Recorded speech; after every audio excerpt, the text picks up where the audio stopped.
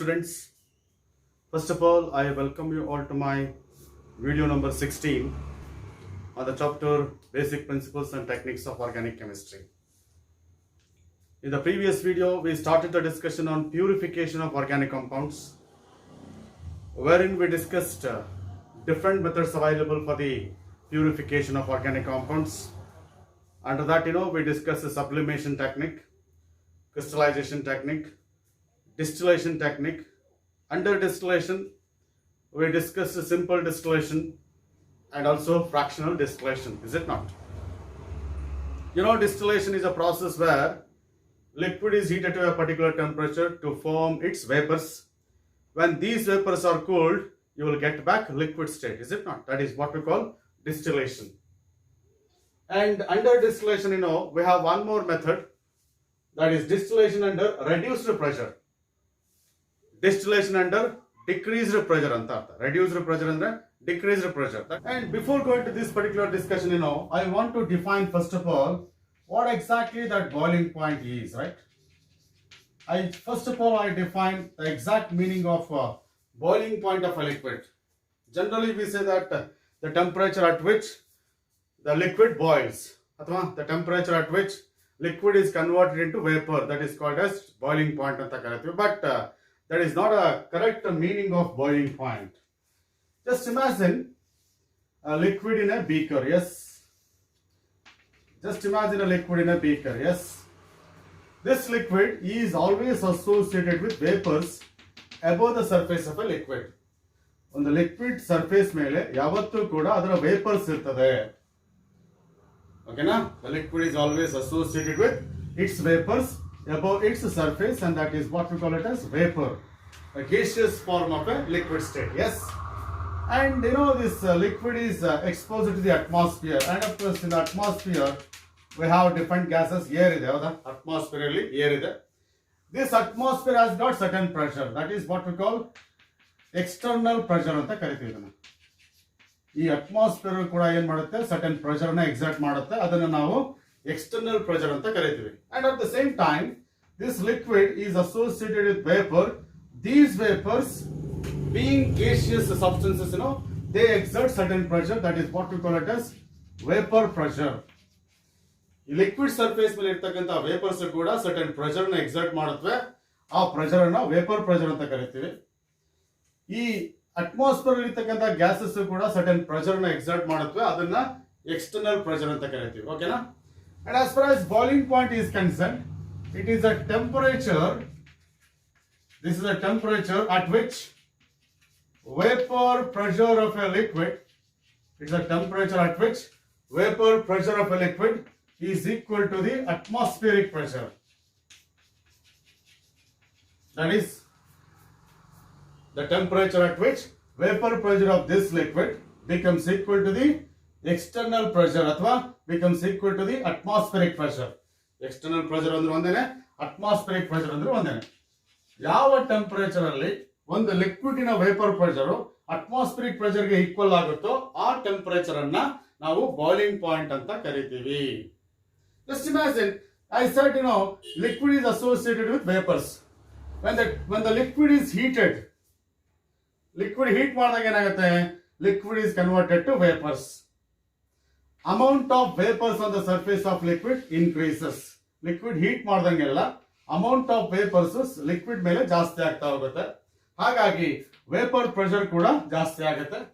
At one particular temperature this vapour pressure becomes equal to the external pressure, ಅಥವಾ this vapour pressure becomes equal to the atmospheric pressure, and that temperature is called as boiling point of a liquid. That means boiling point of a liquid depends on the atmospheric pressure. Boiling point of a liquid depends on the external pressure. Just imagine if I increase the pressure over the liquid. ಈ liquid ಮೇಲೆ ನಾನು pressure ಜಾಸ್ತಿ ಮಾಡಿದ್ರೆ, ಏನಾಗುತ್ತೆ ಅಂದ್ರೆ, then the temperature at which vapor pressure of liquid becomes equal to the atmospheric pressure increases. ನೀವೇನಾದ್ರೂ external pressure ಜಾಸ್ತಿ ಮಾಡಿದ್ರೆ ಆಗ vapour pressure of liquid becomes equal to the atmospheric pressure at high temperature. ಆಗ ಏನಾಗುತ್ತೆ, when external pressure is increased, boiling point increases. ಹಾಗೇನೆ if external pressure is decreased, external pressure ಕಡಿಮೆ ಮಾಡಿದ್ರೆ ಆಗೇನಾಗುತ್ತೆ, the temperature at which vapor pressure of liquid becomes equal to the atmospheric pressure decreases. External pressure ಕಡಿಮೆ ಮಾಡಿದ್ರೆ the temperature at which vapor pressure of liquid becomes equal to the atmospheric pressure decreases. Means what? That boiling point decreases. ಹಾಗಾಗಿ that is, as external pressure increases, boiling point increases. As external pressure decreases, boiling point decreases. ಅರ್ಥ ಆಯ್ತಾ? ಹಾಗಾಗಿ boiling point of liquid ಇದೆಯಲ್ಲ, ಅದು external pressure ಮೇಲೆ depend ಆಗಿರ್ತದೆ. External pressure ಜಾಸ್ತಿ ಮಾಡಿದ್ರೆ ಬಾಯ್ಲಿಂಗ್ ಪಾಯಿಂಟ್ ಆಫ್ ಲಿಕ್ವಿಡ್ ಕೂಡ ಜಾಸ್ತಿ ಆಗುತ್ತೆ. ಎಕ್ಸ್ಟರ್ನಲ್ ಪ್ರೆಷರ್ ಕಡಿಮೆ ಮಾಡಿದ್ರೆ ಬಾಯ್ಲಿಂಗ್ ಪಾಯಿಂಟ್ ಆಫ್ ಲಿಕ್ವಿಡ್ ಕೂಡ ಕಡಿಮೆ ಆಗುತ್ತೆ. ಅಂದ್ರೆ ಏನರ್ಥ? You can make that liquid to boil at high temperature by increasing external pressure. At the same time, you can make that liquid to boil at low temperature by decreasing external pressure. ಹಾಗಾಗಿ external pressure ಅನ್ನ change ಮಾಡಿಬಿಟ್ಟು ನೀವು boiling point of liquid ಅನ್ನ change ಮಾಡಬಹುದು. ಒಂದು ವಿಚಾರ ಹೇಳ್ತೀನಿ ನಿಮಗೆ, ನೀವು ಜನರಲ್ ಆಗಿ ಹೇಳ್ತೀರಾ boiling point of water 100 degree Celsius ಅಂತ ಹೇಳ್ತೀರಾ, ಹೌದಾ? This is boiling point of water 100 degree Celsius ಅಂತ ನೀವು ಹೇಳ್ತೀರಾ, ಹೌದಾ? ನಾನು ಯಾರಾದ್ರೂ ಪ್ರಶ್ನೆ ಕೇಳಿದ್ರೆ ಹೊಡೆದ ಬಾಯ್ಲಿಂಗ್ ಪಾಯಿಂಟ್ ಆಫ್ ವಾಟರ್ ಅಂತ ಕೇಳಿದ್ರೆ 100 ಡಿಗ್ರಿ ಸೆಲ್ಸಿಯಸ್ ಹೇಳ್ತೀರಾ. ನೆನಪಿರ್ಲಿ, boiling point of water is 100 degree Celsius at sea level. ಅದೆಲ್ಲಿ? ಸಿ ಲೆವೆಲ್ ಅಲ್ಲಿ ಮಾತ್ರ. ಯಾಕಂದ್ರೆ at sea level external pressure is 760 millimetres of mercury. Sea level ಅಲ್ಲಿ external pressure 760 millimetres of mercury ಇರ್ತದೆ. At 760 millimetres of mercury, yes, the boiling point of water is 100 degree Celsius. ಆದ್ರೆ ನೀವೇನಾದ್ರೂ ನಿಮ್ಮ ಮನೆಯಲ್ಲಿ ಅಥವಾ ನಿಮ್ಮ ಕಾಲೇಜಲ್ಲಿ, ಓಕೆನಾ, ನಿಮ್ಮ ಇನ್ಸ್ಟಿಟ್ಯೂಷನ್ ಅಲ್ಲಿ boiling point of water determine ಮಾಡಿದ್ರೆ ಅದು 97 ಡಿಗ್ರಿ ಸೆಲ್ಸಿಯಸ್ ಬರುತ್ತೆ. ನೋಡಿ, ನೀವು 100 ಡಿಗ್ರಿ ಸೆಲ್ಸಿಯಸ್ ಅಂತ ಹೇಳಿದ್ರೆ ನಿಮ್ಮ ಲ್ಯಾಬ್ ಅಲ್ಲೂ ಕೂಡ 100 ಡಿಗ್ರಿ ಸೆಲ್ಸಿಯಸ್ ಬರಬೇಕಾ? ಬರೋದಿಲ್ಲ. ಯಾಕೆಂದ್ರೆ in your lab that is external pressure is less than 760 millimetres of Mercury. ನಿಮ್ಮ ಲ್ಯಾಬ್ ಅಲ್ಲಿ ಎಕ್ಸ್ಟರ್ನಲ್ ಪ್ರೆಷರ್ 760 ಮಿಲಿಮೀಟರ್ಸ್ ಆಫ್ ಮರ್ಕ್ಯುರಿಗಿನ ಕಡಿಮೆ ಇರ್ತದೆ. 760 ಮಿಲಿಮೀಟರ್ಸ್ ಆಫ್ ಮರ್ಕ್ಯುರಿಯಲ್ಲಿ ಮಾತ್ರ boiling point of water 100 degree Celsius ಇರ್ತದೆ. ಅದು ಸಿ ಲೆವೆಲ್ ಅಲ್ಲಿ ಮಾತ್ರ, ಸಮುದ್ರ ಮಟ್ಟದಲ್ಲಿ ಮಾತ್ರ boiling point of water 100 degree Celsius ಇರ್ತದೆ. ನೀವು ವಾಸ ಮಾಡ್ತಕ್ಕಂಥ ಸ್ಥಳ ಇದೆಯಲ್ಲ, ದಟ್ ಈಸ್ ಲ್ಯಾಂಡ್ ಇದೆಯಲ್ಲ, that is above the C level. We are living over the land and that land is above the C level. Above the sea level, atmospheric pressure is less. Sea level ಇಂದ ನೀವು ಮೇಲಕ್ಕೆ ಹೋದಂಗೆ ಏನಾಗುತ್ತೆ, atmospheric pressure ಕಡಿಮೆ ಆಗ್ತಾ ಹೋಗುತ್ತೆ. Atmospheric pressure ಕಡಿಮೆ ಆದ್ರೆ ಬಾಯ್ಲಿಂಗ್ ಪಾಯಿಂಟ್ ಕೂಡ ಕಡಿಮೆ ಆಗುತ್ತೆ. ಹಾಗಾಗಿ over the land the atmospheric pressure is less than 760 millimeters of mercury. Therefore, boiling point of water is less than 100 degree Celsius, that is 97 degree Celsius. ಹಾಗಾಗಿ by decreasing external pressure, you can decrease the boiling point of a liquid. At the same time, by increasing external pressure, you can increase the boiling point of a liquid. And that is the one important point that you need to know before discussing that distillation under reduced pressure, right? And of course, as far as distillation under reduced pressure is concerned, this technique is used in order to purify high boiling liquids which decompose at their boiling points. That is, in organic chemistry, we come across certain organic compounds. When they are heated to their boiling point, they undergo decomposition. And in order to purify those organic compounds which undergo decomposition at their boiling points, we make use of this distillation technique for their purification. ಯಾಕೆಂದ್ರೆ ಯೋಚನೆ ಮಾಡಿ, if the organic liquid decomposes at its boiling point, ನಾವು ಒಂದು liquid ಅನ್ನ ಅದರ boiling point ಗೆ heat ಮಾಡಿದಾಗ ಅದೇನಾದ್ರೂ ಡಿಕಂಪೋಸ್ ಆದ್ರೆ then that liquid will be destroyed and ಆ ಲಿಕ್ವಿಡ್ ಹಾಳಾಗ್ಬಿಡ್ತದೆ, ಹೌದಾ? ನೀವೇನಾದ್ರೂ ಆ ಲಿಕ್ವಿಡ್ ಡಿಕಂಪೋಸ್ ಆದ್ರೆ ಏನಾಗುತ್ತೆ, ಲಿಕ್ವಿಡ್ ಹಾಳಾಗ್ಬಿಡ್ತದೆ. But therefore we want that liquid to boil.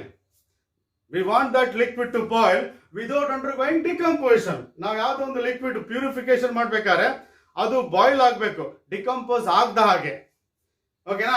Therefore, in order to boil that liquid without decomposition, we have to decrease the boiling point of that liquid. ಹಾಗಾಗಿ we carry out that process distillation under reduced pressure. Means distillation under decreased pressure. Andre we are going to make that liquid to boil at that particular temperature, okay na, at which the liquid doesn't undergo decomposition. That we can do by decreasing external pressure.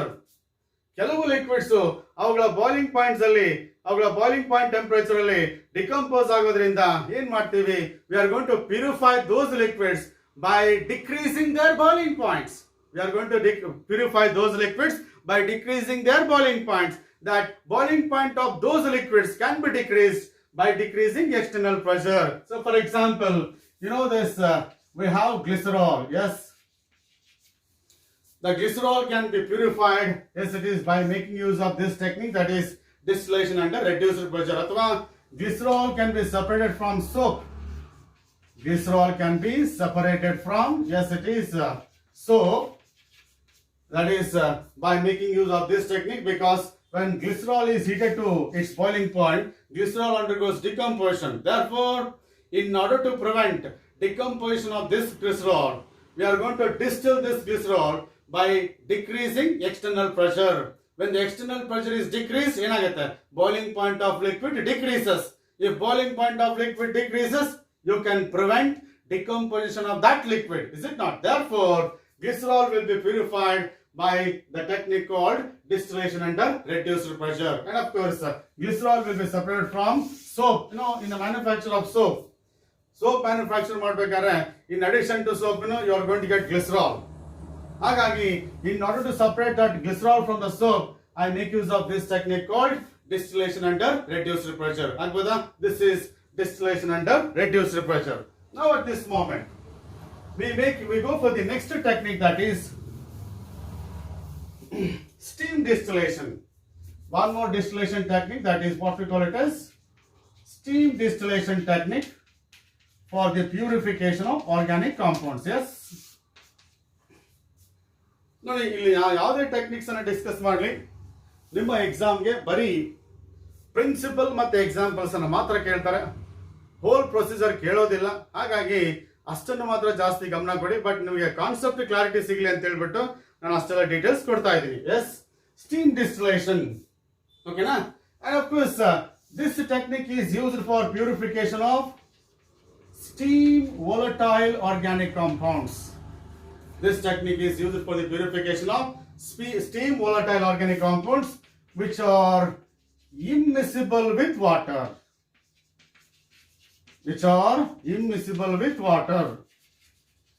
This particular technique is used for purification of steam volatile liquids which are immiscible with water.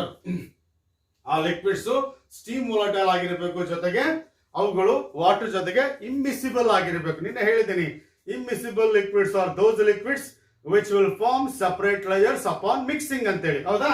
ಸ್ವಲ್ಪ coconut oil water mix ಮಾಡಿದಾಗ ಏನಾಗುತ್ತೆ ನೆನ್ಪು ಮಾಡ್ಕೊಳ್ಳಿ, ಹಂಗೆ ಆಗ್ಬೇಕು, ಓಕೆನಾ? That is those liquids which are steam volatile and are immiscible with water can be purified by steam distillation technique. What is this steam volatile ಅಂತ, ಹೌದಾ? What is this steam volatile ಅನ್ನೋ ಪ್ರಶ್ನೆ ಬರ್ತದೆ, ಹೌದಾ? ನೋಡಿ, there are some liquids called aniline. Orthonitrophenol. ಕೆಲವು organic liquids ಇದೆ, they are going to boil at higher temperature. Yes, ಅವುಗಳ ಬಾಯ್ಲಿಂಗ್ ಪಾಯಿಂಟ್ ತುಂಬಾನೇ ಜಾಸ್ತಿ ಇದೆ. For example, boiling point of aniline is 457 kelvins.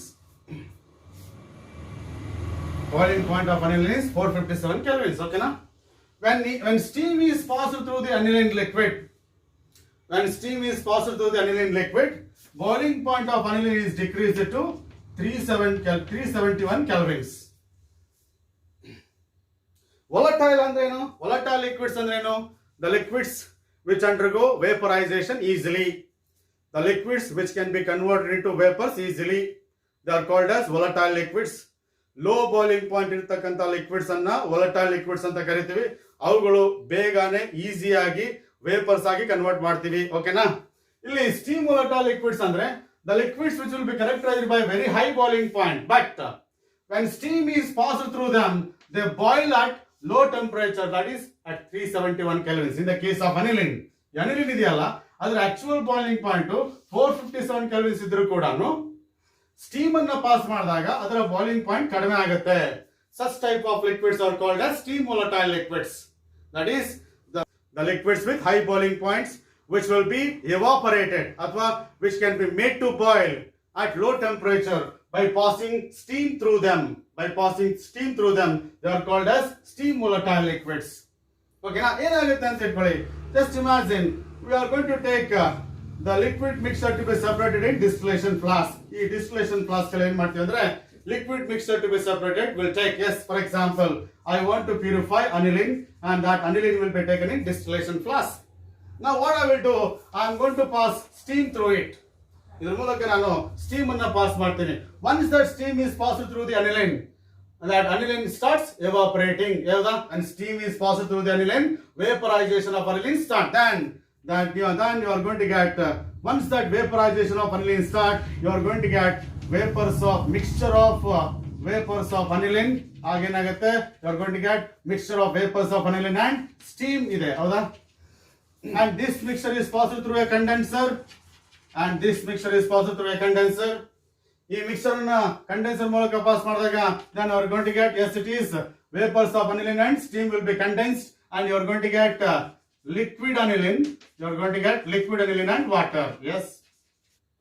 Now you got a mixture of aniline and water, and aniline and water are immiscible.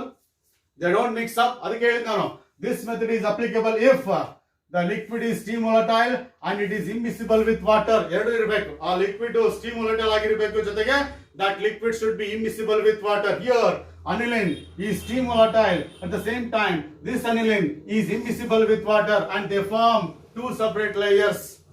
Therefore, now the mixture of aniline and water can be separated by using separating funnel. ಏನಾಯ್ತು, ಈಗ ನಾನೇನ್ ಮಾಡಿದೆ, aniline ಮೂಲಕ steam ಅನ್ನ pass ಮಾಡಿದಾಗ ಏನಾಯ್ತು, vaporisation of aniline start ಆಯ್ತು. ಆಗ ನಿಮಗೆ ವೇಪರ್ಸ್ ಆಫ್ ಅನಿಲಿನ್ ಮತ್ತೆ ಸ್ಟೀಮ್ ಎರಡು ಫಾರ್ಮ್ ಆಯ್ತು. ಆ ಎರಡು ವೇಪರ್ಸ್ ಅನ್ನ ಏನ್ ಮಾಡಿದೆ ನಾನೀಗ ಕಂಡೆನ್ಸ್ ಮಾಡಿಬಿಟ್ಟು you got liquid aniline and water, ಹೌದಾ?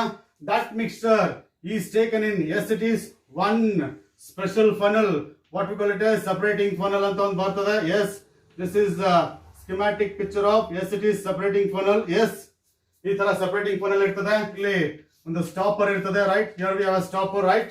And of course here we'll take mixture of aniline and water. Yes, ಈಗ ಏನ್ ಮಾಡ್ತೀವಿ ಅಂದ್ರೆ mixture of aniline ಮತ್ತೆ water ನ ಈ separating funnel ಅಲ್ಲಿ ತಗೋತೀವಿ. Yes, when mixture of aniline and water is added to the separating funnel, that lower layer is occupied by, yes, it is aniline. Lower layer is formed by aniline. Lower layer ಅಲ್ಲಿ aniline ಬಂದು ಕೂತ್ಕೊಳ್ಳುತ್ತೆ. Above the surface of aniline you will find water. ಈ surface ಮೇಲ್ಗಡೆ ಯಾವ liquid ಬರುತ್ತೆ? Yes, it is water ಬರುತ್ತೆ. Lower layer is aniline. And of course upper layer is water. ಯಾಕೆಂದ್ರೆ the density of aniline is greater than density of water. Aniline density water ಗಿಂತ ಜಾಸ್ತಿ ಇರೋದ್ರಿಂದ aniline occupies lower layer, water occupies upper layer. ಈಗ ನೋಡಿ neat ಆಗಿ ನಿಮಗೆ ಈ water ಮತ್ತು aniline as they are immiscible, you can clearly differentiate which is aniline and which is water. Aniline ಮತ್ತು ವಾಟರ್ ನ ಕ್ಲಿಯರ್ ಆಗಿ ನೀವು differentiate ಮಾಡಬಹುದಲ್ವಾ? Once that tap is opened, ಏನಾಗುತ್ತೆ, ಈ ಟ್ಯಾಪ್ ಓಪನ್ ಮಾಡಿದ ತಕ್ಷಣ ಬೀಕರ್ ಯಾವ್ದು ಕಲೆಕ್ಟ್ ಆಗುತ್ತೆ? Aniline will be collected first, ಹೌದಾ? Once all the aniline is collected, you stop the, yes, it is stopper. Once all the aniline is collected in the beaker, ಏನ್ ಮಾಡಬೇಕು? Stopper ನ close ಮಾಡಿ. ಆಗೇನಾಗುತ್ತೆ, in the funnel you left with water, in the beaker you left with aniline, ಹೌದಾ? ಏನಾಗುತ್ತೆ, ಈ stopper on ಮಾಡಿದ ತಕ್ಷಣ ಈ ಲೋಯರ್ ಲೇಯರ್ ಇರತಕ್ಕಂತ ಎಲ್ಲ ಅನಿಲಿನ್ ಬಂದು ಬೀಕರ್ ಅಲ್ಲಿ ಕಲೆಕ್ಟ್ ಆಗುತ್ತೆ. ಇಲ್ಲಿ ಏನು ಉಳಿತದೆ ನಿಮಗೆ? ಅನಿಲಿನ್ ಉಳಿತದೆ. ಓಕೆನಾ? ಕೊನೆಗೆ ಈ ಫನಲ್ ಅಲ್ಲಿ ಯಾವ್ದು ಉಳಿತದೆ? ಸಪರೇಟಿಂಗ್ ಫನಲ್ ಏನು ಉಳಿತದೆ? ವಾಟರ್ ಉಳಿತದೆ. This is how water and aniline can be separated by, yes, it is by using, yes, it is separating funnel, howda? So that is what we call it as, yes, it is steam distillation. That is one important question that I can raise here is why that liquid boils at lower temperature upon passing steam through it ಅನ್ನೋ ಪ್ರಶ್ನೆ ಬರ್ತದೆ, ಹೌದು ತಾನೆ? ಯಾಕೆ ಆ liquid steam pass ಮಾಡಿದ ತಕ್ಷಣ low temperature ಅಲ್ಲಿ ಬಾಯ್ಲ್ ಆಗಬೇಕು? ನಾನು ಹೇಳಿದ್ನಲ್ಲ, ಅನಿಲಿನ ಬಾಯ್ಲಿಂಗ್ ಪಾಯಿಂಟ್ 457 ಕೆಲ್ವಿನ್ಸ್ ಇದ್ರೂ ಕೂಡ it will be boiled at, S, it is 371 kelvins, ಹೌದಾ? That's why it is called as steam volatile. 371 is almost the boiling point of water ತಾನೆ. ಹಾಗಾಗಿ aniline is said to be steam volatile. Why that aniline ಅಥವಾ why those steam volatile liquids will be boiling at low temperature ಅಂತ ಪ್ರಶ್ನೆ ಬಂದಾಗ, what I said already, that liquid is said to be boiling when the vapor pressure becomes equal to the atmospheric pressure ಅಂತ ಹೇಳಿದ್ರೆ ತಾನೆ. And here in this experiment, liquid boils when the total vapor pressure, that's equal to what? Vapor pressure of liquid plus vapor pressure of steam. The liquid is said to be boiling when total vapor pressure of liquid becomes equal to the atmospheric pressure. Okay? A liquid ಯಾವಾಗ boil ಆಗುತ್ತೆ ಅಂದ್ರೆ when total pressure of liquid becomes equal to the atmospheric pressure. ಹೌದಾ? And of course, in the total vapor pressure, we have vapor pressure of liquid ಅಂದ್ರೆ aniline. ಇದೇನಿದು? Vapor pressure of steam. Steam pass ಮಾಡಿದ ತಕ್ಷಣ ಏನಾಯ್ತು, vapour pressure ತುಂಬಾ ಜಾಸ್ತಿ ಆಯ್ತು. ಹೌದಾ? ವೇಪರ್ ಪ್ರೆಷರ್ ಜಾಸ್ತಿ ಆದ ತಕ್ಷಣ ಏನಾಗುತ್ತೆ, when vapor pressure of liquid increases, then liquid will be boiling at lower temperature. When vapor pressure increases, then the vapor pressure, total vapor pressure of liquid becomes equal to the atmospheric pressure at lower temperature. Hence, this vapor pressure of liquid is less than total vapor pressure. ಹೌದಾ? ಈ vapour pressure of liquid ಇದೆಯಲ್ಲ, ಅದು less than total vapour pressure. ಹೌದಾನೆ? Because of that low vapour pressure of this it is liquid. Because of that low vapour pressure of liquid ಏನಾಗುತ್ತೆ, the liquid will be boiling at S it is low temperature, and therefore the boiling point of a liquid decreases in presence of steam. ಹೌದಾ? ಯಾಕೆಂದ್ರೆ steam ಅನ್ನ liquid ಮೂಲಕ pass ಮಾಡಿದಾಗ ಏನಾಗುತ್ತೆ, liquid ಅನ್ನೋ vapours ಮತ್ತೆ steam vapours ಎರಡು ಸೇರ್ಕೊಂಡ್ಬಿಟ್ರೆ ಏನಾಗುತ್ತೆ, ಟೋಟಲ್ ವೇಪರ್ ಪ್ರೆಷರ್ ಜಾಸ್ತಿ ಆಗ್ಬಿಡುತ್ತೆ. ಟೋಟಲ್ ವೇಪರ್ ಪ್ರೆಷರ್ ಜಾಸ್ತಿ ಆದ ತಕ್ಷಣ ಏನಾಗುತ್ತೆ, that total vapor pressure becomes equal to the atmospheric pressure at lower temperature only. ಹೌದಾ? ಹೌದು ತಾನೆ? ಹಾಗೇನಾಗುತ್ತೆ, liquid is said to be, liquid starts boiling. That is what we call it as reason for that. Yes. And of course, example ಕೊಡಬೇಕು ಅಂತ ಹೇಳಿದ್ರೆ aniline and orthonitrophenol ಬರ್ದಿದ್ನಲ್ಲ, aniline and orthonitроphenols, they can be purified by steam distillation technique ಅಂತ ಬರೆದ್ರೆ ಸಾಕು. So this is what we call it as one more technique. Now let us see, that is differential extraction technique. Yes, differential extraction technique for the purification of organic compounds. Yes, differential extraction technique. Yes. So now let us see another technique of purification of organic compounds, that is what we call it as differential extraction technique. Yes. In the differential extraction technique, we make use of one principle, that is, if there is a difference in solubility of given organic compound in water and organic solvent, ಎರಡು solvents ಇದೆ, ಒಂದು water ಇದೆ ಮತ್ತೆ ಒಂದು organic solvent ಇದೆ, and given organic compound has different solubilities in water and organic solvent, especially that organic compound is more soluble in organic solvent compared to that in water. Organic compound organic solvent ಅಲ್ಲಿ ಜಾಸ್ತಿ ಕರಗುತ್ತೆ, ಏನಕ್ಕೆ compare ಮಾಡಿದ್ರೆ, water compare ಮಾಡಿದ್ರೆ. ಹೌದಾ? ಆ process ಅನ್ನು explain ಮಾಡೋಕ್ಕಿಂತ ಮೊದಲು ಈ ಒಂದು ಪ್ರೊಸೀಜರ್ ಹೇಳ್ತೀನಿ ನಿಮಗೆ, ಆನಂತರ ಒಂದು ಕ್ಲಾರಿಟಿ ಸಿಗುತ್ತೆ. Just imagine there is one organic compound present in water. ಈಗ ಲೋಯರ್ ಲೇಯರ್ ಇದೆಯಲ್ಲ, ಇದು ಒಂದು ಸಪರೇಟಿಂಗ್ ಫನಲ್. ಯಾಕಂದ್ರೆ ಡಿಫರೆನ್ಷಿಯಲ್ ಎಕ್ಸ್ಟ್ರಾಕ್ಷನ್ ಟೆಕ್ನಿಕ್ ಅನ್ನು ಮಾಡ್ಲಿಕ್ಕೆ I make use of separating funnel. This is one device, what you call it as separating funnel anta karitiri. I make use of this separating funnel in order to bring about differential extraction. Just imagine I got one organic compound dissolved in water. One organic compound ide, adar hesaru A anta itಕೊಳ್ಳಿ. That compound A is dissolved in water. Yes. Now I want to separate this organic compound A from water. ಈ compound ಅನ್ನ water ಇಂದ ನಾನು remove ಮಾಡಬೇಕು, water ಇಂದ separate ಮಾಡಬೇಕು. ಅದಕ್ಕೆ ಏನ್ ಮಾಡ್ಬೇಕು ನಾನೀಗ ಅಂದ್ರೆ, I have to add one organic solvent to the water. ಏನ್ ಮಾಡ್ಬೇಕೀಗ, you add one organic solvent to the separating funnel containing water. Yes, ಈ ವಾಟರ್ ಅಲ್ಲಿ ಎ ಇದೆ, ಈ ವಾಟರ್ ಏನ್ ಮಾಡಿದೆ ನಾನು, ಆರ್ಗ್ಯಾನಿಕ್ ಸಾಲ್ವೆಂಟ್ ಅನ್ನು ಆಡ್ ಮಾಡಿದೆ. And remember, this organic solvent is immiscible with water, means this organic solvent forms separate layer with water. Yes, the density of water is more, therefore water present in lower layer. Density of organic solvent is less, it is present at the upper layer. ಹೌದಾ? ನಾನು ಹೇಳಿದೆ that compound A is more soluble in organic solvent compared to that in water. ಹೌದಾ? Then what you need to do is, you close that, yes it is, you close that, yes it is separating funnel. Then you shake it well. ಇದನ್ನ close ಮಾಡಿಬಿಟ್ಟು ಚೆನ್ನಾಗಿ shake ಮಾಡಬೇಡಿ. ಆಗೇನಾಗುತ್ತೆ ಅಂತಂದ್ರೆ that all the compound A, all the organic compound A will enter into the organic layer. ಈ water ಅಲ್ಲಿ ಇರ್ತಕ್ಕಂತ organic compound ಇದೆಯಲ್ಲ ಅದೆಲ್ಲ ಎಲ್ಲಿಗೆ ಎಂಟರ್ ಆಗುತ್ತೆ? ಆರ್ಗ್ಯಾನಿಕ್ ಸಾಲ್ವೆಂಟ್ ಗೆ ಎಂಟರ್ ಆಗುತ್ತೆ. ಯಾಕೆ? Because that organic compound is more soluble in organic solvent compared to that in water. Aqueous layer ಅಂದ್ರೆ ವಾಟರ್ ಅಂತ ಅರ್ಥ. ಈ ಆರ್ಗ್ಯಾನಿಕ್ ಕಾಂಪೌಂಡ್ ಆರ್ಗ್ಯಾನಿಕ್ ಸಾಲ್ವೆಂಟ್ ಅಲ್ಲಿ ಜಾಸ್ತಿ ಕರಗೋದ್ರಿಂದ ವಾಟರ್ ಕಂಪೇರ್ ಮಾಡಿದ್ರೆ ಏನ್ ಮಾಡುತ್ತೆ? ಚೆನ್ನಾಗಿ ಶೇಕ್ ಮಾಡಿದ ತಕ್ಷಣ whatever the organic compound present in water enters into the organic solvent. Now I have to collect that A. ಹೌದಾ? ನನಗೆ ಈಗ ಏನ್ ಬೇಕು? A ಬೇಕಲ್ವಾ? Now what you need to do is you open the separating funnel. ಈ separating funnel tap ಅನ್ನ open ಮಾಡಿದ ತಕ್ಷಣ ಏನಾಗುತ್ತೆ? Water flows down. ಯಾಕೆ ಹೇಳಿ? Water is present at the lower layer. ಈ ವಾಟರ್ ಲೋಯರ್ ಲೇಯರ್ ಇರೋದ್ರಿಂದ ಏನಾಗುತ್ತೆ? ವಾಟರ್ ಫ್ಲೋ ಸ್ಟಾರ್ಟ್ ಆಗುತ್ತೆ. All the water will be collected in the beaker. ಎಲ್ಲ ವಾಟರ್ ಬೀಕರ್ ಅಲ್ಲಿ ಕಲೆಕ್ಟ್ ಆಯ್ತಲ್ವಾ? ಈಗ ಈ ಫನಲ್ ಅಲ್ಲಿ ಉಳಿದಿರೋದೇನು? ಬರೀ ಆರ್ಗ್ಯಾನಿಕ್ ಸಾಲ್ವೆಂಟ್. ಹೌದಾ? You collect that organic solvent containing organic compound A. ಈಗ ಆರ್ಗ್ಯಾನಿಕ್ ಕಾಂಪೌಂಡ್ ಎಲ್ಲಿದೆ? ಆರ್ಗ್ಯಾನಿಕ್ ಸಾಲ್ವೆಂಟ್ ಅಲ್ಲಿ ಇದೆ. ಆ ಆರ್ಗ್ಯಾನಿಕ್ ಸಾಲ್ವೆಂಟ್ ಅನ್ನ ಹೀಟ್ ಮಾಡಿದ್ರೆ it will be evaporated easily. Then you finally left with a. So this is how that separation of the organic compound can be, yes, it is brought about by differential extraction technique. Therefore, what I can say that differential extraction technique is applicable if there is a difference in solubility of given organic compound in organic solvent and water.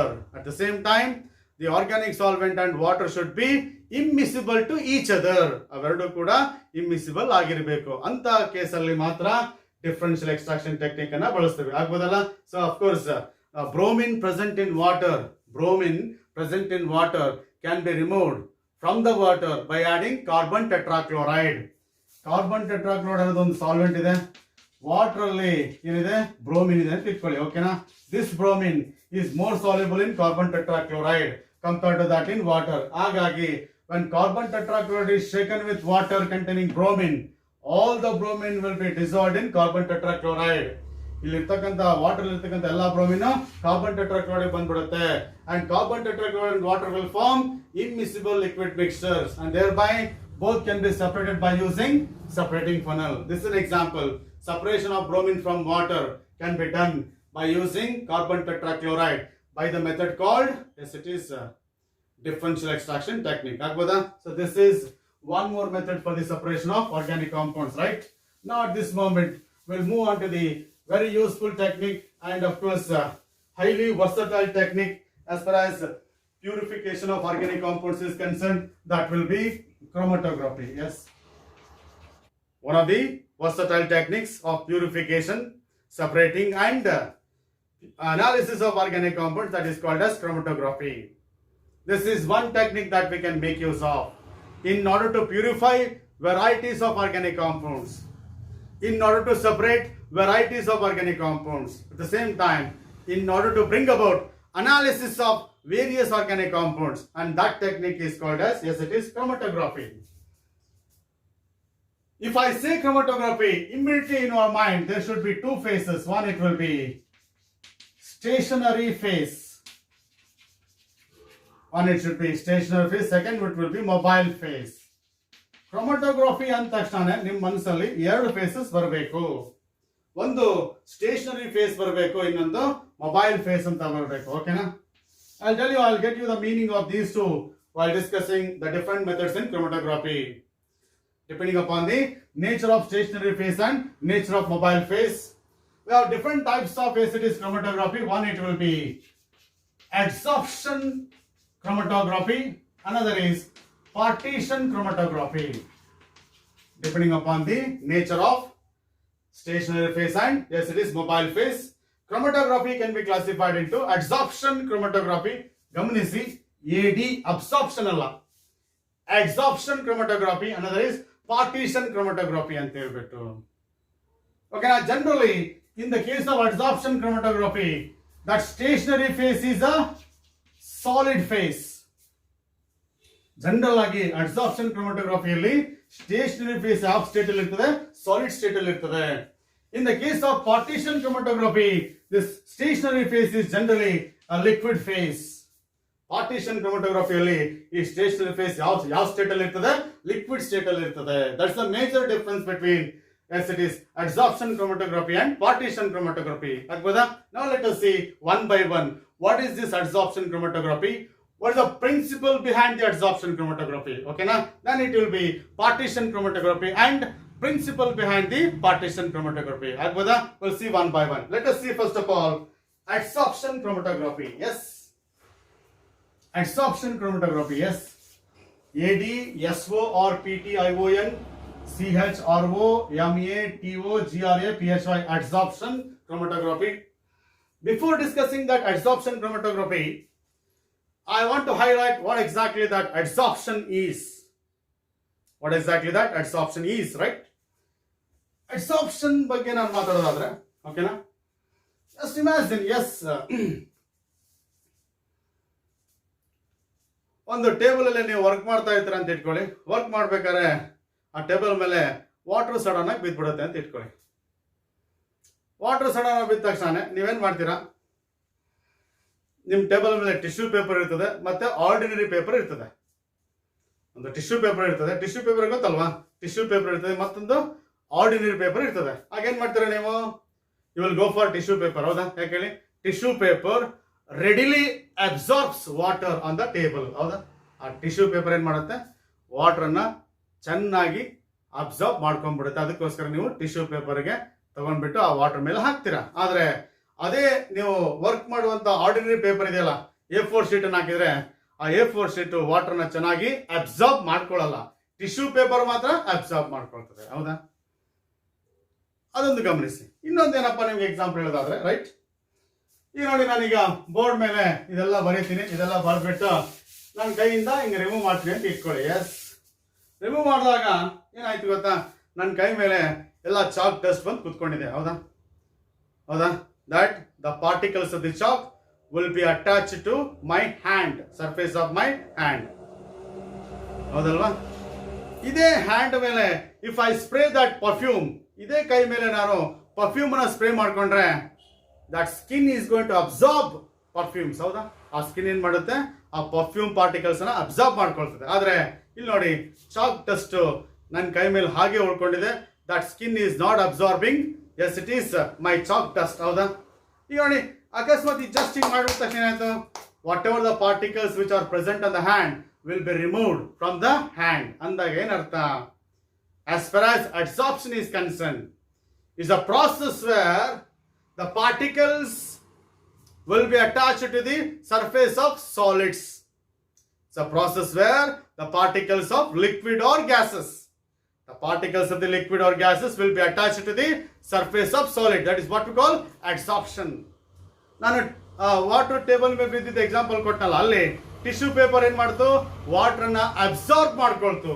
ಆದ್ರೆ ಅದೇ A4 sheet ಏನ್ ಮಾಡುತ್ತೆ, ಆ water ಮೇಲೆ ಹಾಕಿದ್ರೆ water ನ absorb ಮಾಡ್ಕೊಳ್ತದೆ. ಅಂದ್ರೆ adsorption, particles will be weakly attached to the surface of a solid. ಈ particles, they are attached to the surface, ಅಥವಾ the particles are going to be stick over the surface of solid by weak force of attractions, and that is what we call it as adsorption. ಅರ್ಥ ಆಯ್ತು ಅನ್ಕೋತೀನಿ. ಹೌದಾ? ಇನ್ನೂ ಅರ್ಥ ಆಗಿಲ್ಲ ಅಂದ್ರೆ ಇನ್ನೊಂದು ಎಕ್ಸಾಂಪಲ್ ಕೊಡ್ತೀನಿ ನೋಡಿ. ಕಾಟನ್ ಅನ್ನ ನೀರಿಗೆ ಹಾಕಿದ್ರೆ ನೀರನ್ನ ಕಾಟನ್ ಚೆನ್ನಾಗಿ ಅಬ್ಸಾರ್ಬ್ ಮಾಡ್ಕೊ, ಎಲ್ಲ ವಾಟರ್ ಪಾರ್ಟಿಕಲ್ ಕಾಟನ್ ಒಳಗಡೆ ಹೋಗ್ಬಿಡುತ್ತೆ, ಅಬ್ಸಾರ್ಪ್ಷನ್. ಅದೇ ಒಂದು ಪ್ಲಾಸ್ಟಿಕ್ ಬಾಲ್ ಅನ್ನ ನೀರಿಗೆ ಹಾಕಿದ್ರೆ ಆ ಪ್ಲಾಸ್ಟಿಕ್ ಬಾಲ್ ಮೇಲೆ ಮಾತ್ರ ವಾಟರ್ ಇರ್ತದೆ. ಹೌದಾ? ಆ ವಾಟರ್ ಪ್ಲಾಸ್ಟಿಕ್ ಬಾಲ್ ಮೇಲೆ ಮಾತ್ರ ಕುತ್ಕೊಂಡಿರುತ್ತೆ. ಹೌದಾ? That is what adsorption. Here the particles of liquid or gases will be attached to the surface of solid. That is called adsorption. ಹೌದಾ? The one which provides surface is called adsorbent. ನಾನು ಹೇಳಿದ್ನಲ್ಲ, chalk dust ನನ್ನ ಕೈ ಮೇಲೆ ಬಂದು ಕೂತ್ಕೊಳ್ತಲ್ಲ, ಹಾಗಾದ್ರೆ ನನ್ನ ಕೈ ಇದೆಯಲ್ಲ ಅದು ಅಡ್ಸಾರ್ಬೆಂಟ್, ಆ ಚಾಕ್ ಡಸ್ಟ್ ಇದೆಯಲ್ಲ ಅದು ಅಡ್ಸಾರ್ಬೇಟ್. ಅರ್ಥ ಆಯ್ತಾ? That is what we call adsorption. As far as adsorption chromatography is concerned, that is in adsorption chromatography, right? This adsorption chromatography is based on the principle. This is one method of separation of yes, it is organic compounds, which will be characterized by different adsorption capacities over the stationary phase. ಈ absorption ಎಲ್ಲ ಎದ್ರ ಮೇಲೆ ಆಗುತ್ತೆ? Stationary phase. Stationary phase ಅಂದ್ರೆ immovable face ಅಂತ. ಈ ಕ್ರೋಮಟೋಗ್ರಫಿಯಲ್ಲಿ ಒಂದು stationary phase ಇರುತ್ತೆ, ಅಂದ್ರೆ ಏನು? It will not be moving. ಇನ್ನೊಂದು ಮೊಬೈಲ್ ಫೇಸ್ ಅಂದ್ರೆ ದಟ್ ಈಸ್ ಮೂವಿಂಗ್. ಎರಡು ಫೇಸ್ ಇರುತ್ತೆ.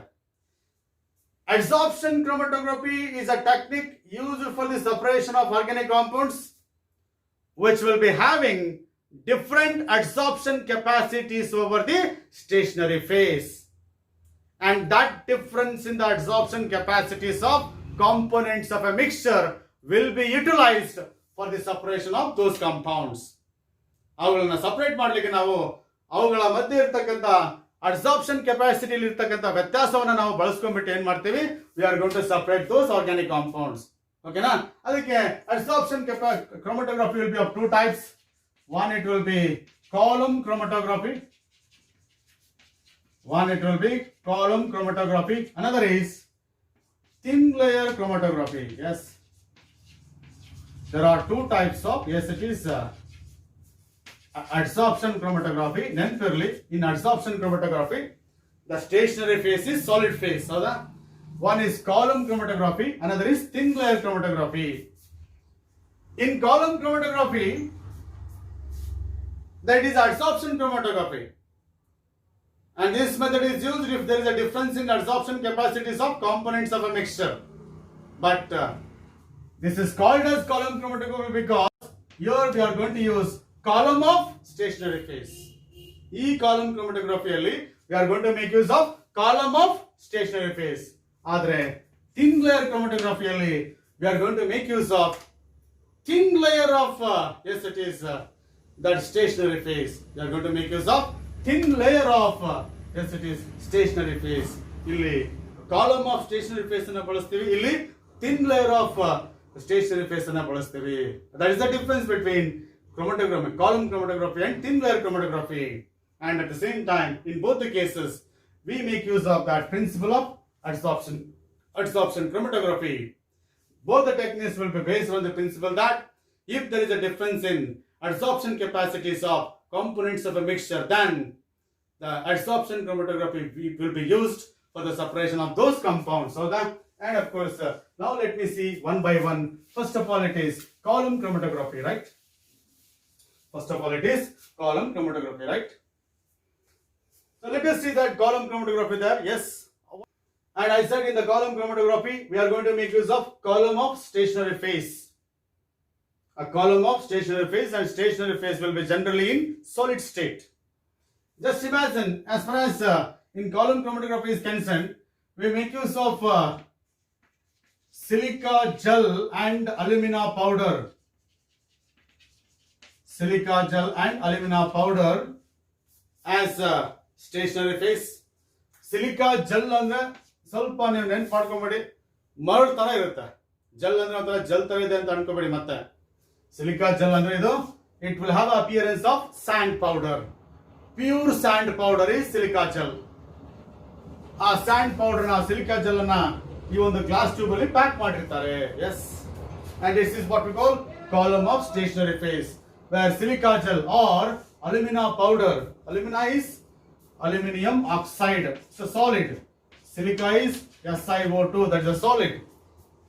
That silica gel powder ಅಥವಾ alumina powder ಅನ್ನ ಈ ಒಂದು ಕಾಲಮ್ ಅಲ್ಲಿ ಪ್ಯಾಕ್ ಮಾಡಿರ್ತಾರೆ. And of course this the silica gel or alumina powder in this particular glass tube, packed in the glass tube, is acting like a stationary phase. Now let us see, I want to separate mixture of A, B and C. ನನ್ನ ಹತ್ರ mixture of A, B, C ಇದೆ. Yes, okay na? What I said, there is a difference in adsorption capacities of A, B, C. Therefore, I am going to separate this mixture by making use of column chromatography. First, what you do is you just dissolve this particular mixture in a suitable solvent. A, B, C mixture ಅನ್ನ ಒಂದು suitable solvent ಅಲ್ಲಿ dissolve ಮಾಡಿ. Okay na? And you are going to get solution of ABC. ಹೌದಾ? ಹಾಗೇನು ಸಿಗುತ್ತೆ ನಿಮಗೆ. You have dissolved mixture of ABC in a given solvent. Then you got a solution of solvent, and that solution is added to the, yes, it is chromatographic column. Yes, ನಾವು ಏನ್ ಮಾಡಿ ಈ ಕಾಲಮ್ಗೆ you add that mixture of A B C A plus B C ಈ solution ಅನ್ನ ಕಾಲಮ್ಗೆ add ಮಾಡಿದೀನಿ. ಆಗ all the solution is absorbed over the column, that is stationary phase. ಈ ಒಂದು mixture of solution mixture of A B C ಇದೆಯಲ್ಲ, ಈ solution ಏನಾಗುತ್ತೆ ಈಗ ಎಲ್ಲ ಕಂಪ್ಲೀಟ್ ಆಗಿ ಈ ಒಂದು ಸ್ಟೇಷನರಿ ಫೇಸ್ ಮೇಲೆ ಅಬ್ಸಾರ್ಬ್ ಆಗುತ್ತೆ. And remember, there is a difference in adsorption capacities of A, B and C. ಹೌದಾ? Now what to do is, this is what we call once that all the solution is absorbed, once that all the solution is absorbed over the stationary phase, and just observe the solution is present in this particular region, and this particular region is called as chromatogram. ಯಾವ region ಅಲ್ಲಿ ಆ solution complete ಆಗಿ absorb ಆಗಿರ್ತದೋ, and that region is called as chromatogram. The region in it is a column of a chromatography where the solution is completely absorbed over the stationary phase, that is called chromatogram.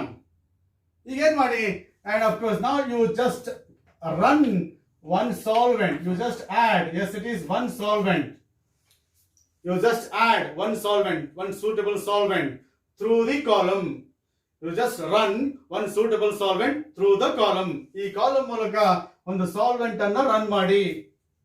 You just open that, it is what I get that, you just open that tap, okay na, bottom ಅಲ್ಲಿ tap ಅನ್ನು open ಮಾಡಿ ಈ solvent ಅನ್ನ ಈ column ಮೂಲಕ run ಮಾಡಿ. Yes, and once that solvent is running through the column, ಈ solvent ಈ ಕಾಲಮ್ ಮೂಲಕ ರನ್ ಆಗಬೇಕಾದ್ರೆ ಏನಾಗುತ್ತೆ, that along with that solvent, that components of the mixture are also moving. ಹೌದಾ? ಈ ಸಾಲ್ವೆಂಟ್ ಈ ಕಾಲಮ್ ಮೂಲಕ ಮೂವ್ ಆಗುತ್ತೆ, ಜೊತೆಗೆ that A, B and C they are also moving. ಹೌದಾನೆ? Because that moving solvent is going to carry the components present in the solution along with it. ಹೌದಾ? Through the column. ಆಗೇನಾಗುತ್ತೆ, just imagine, as I said, there is a difference in adsorption capacities of A, B and C. Because of that, no doubt the components are moving along with it is solvent, but at different rates. ಈ ಮೂರು components solvent ಜೊತೆಗೆ move ಆಗ್ತಾ ಇರುತ್ತೆ, ಆದ್ರೆ ಬೇರೆ ಬೇರೆ speed ಅಲ್ಲಿ. ಯಾಕೆ ಅಂತಂದ್ರೆ there is a difference in adsorption capacities of A, B and C, and because of that, these components will form, will be occupying different regions in the column. ಒಂದು ಕಾಂಪೊನೆಂಟ್ ಇಲ್ಲಿದ್ರೆ ಇನ್ನೊಂದು ಕಾಂಪೊನೆಂಟ್ ಈ region ಅಲ್ಲಿ ಬರ್ತದೆ. S, ಮತ್ತೊಂದು component ನಿಮಗೆ ಇಲ್ಲಿ ಸಿಗ್ತದೆ. ನೋಡಿ, ಮೂರು ಕಾಂಪೊನೆಂಟ್ಸ್ ಏನಾಯ್ತು ಈಗ ಸಪರೇಟ್ ಆಯ್ತು, because of the difference in the absorption capacity. As the solvent is running through the column, that the components of the mixture they are also moving along with the solvent, but at different rates. And of course, say for example, this is A, this is B, this is C ಅಂತ ತಿಳ್ಕೊಂಡ್ರೆ, yes, and therefore ಇಲ್ಲಿ A, B, C ಮೂರು ಇತ್ತು. ಆ solvent run ಮಾಡಿದ ತಕ್ಷಣ C ಇಲ್ಲಿ collect ಆಗಿದೆ, ಬಿ ಇಲ್ಲಿ ಕಲೆಕ್ಟ್ ಆಗಿದೆ, ಎ ಇಲ್ಲಿ ಕಲೆಕ್ಟ್ ಆಗಿದೆ. ಯಾಕೆ ಅಂದ್ರೆ there is a difference in adsorption capacities. What I can say that now, why that A is here, ಯಾಕೆ A ಇಲ್ಲೇ ಇದೆ, because its adsorption capacity over the stationary phase is highest. ಈ A ಇದೆಯಲ್ಲ, the component A will have strongly absorbed. The component A is strongly absorbed over the stationary phase, but the component C is weakly absorbed over the stationary phase. ಈ component C ಇದೆಯಲ್ಲ weak ಆಗಿ, that is it is weakly absorb, ಅಂದ್ರೆ the attraction between stationary phase and component C is less, whereas attraction between stationary phase and component A is more. ಹಾಗಾಗಿ A moves slowly whereas C moves at a high speed. ಹೌದಾ? ಈ C ಮತ್ತೆ stationary face ಮಧ್ಯೆ force of attraction weak ಇರೋದ್ರಿಂದ C ಬೇಗ move ಆಗ್ಬಿಡುತ್ತೆ solvent ಜೊತೆಗೆ. ಅದೇ ಎ ಇದೆಯಲ್ಲ, it has got a strong attraction over the stationary phase, therefore it moves slowly and therefore you got different regions. ಹಾಗಾಗಿ you just continue that running a solvent. ಈ solvent ಏನ್ run ಮಾಡ್ತಿರೋ ಅದನ್ನ continue ಮಾಡಿದ್ರೆ, and just that C moves first.